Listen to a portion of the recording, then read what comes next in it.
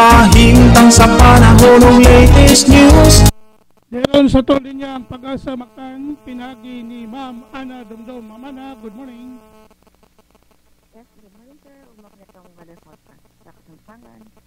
Ang Intertropical Convergence Zone or ICGZ nagapektahan sa Mindanao ug sa Palawan ug hangin anihan nagapektahan sa Northern ug Central Luzon.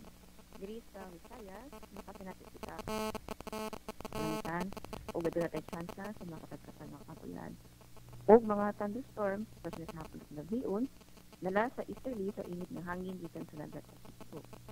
Sa hangin ug kadagatan, hinay nga to sa kasarangan ng hangin nagikan sa amin ng Silakan ngadto na sa amin ng Kasadpan ang magapasalabi ug kadagatan Malinawon ngadto sa kasarangan.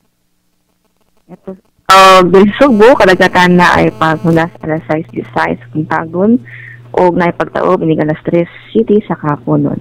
Weather forecast para karong adlaw posibleng nasa 25 to 30 degrees Celsius para sa Metro Cebu. Haring adlaw ni silang ganiyang alas 5:47 sa kabuntagon, usalop inig alas 5:55 karong hapon.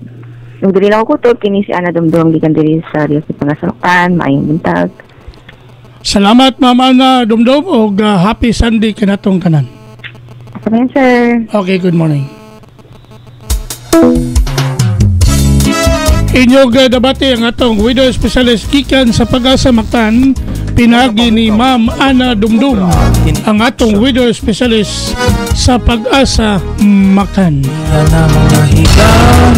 Inyong debate ang atong dagan sa kahimtang sa panahon kon weather update nining adlong Domingo Pizza 23 bulan sa Marso tuig 2025.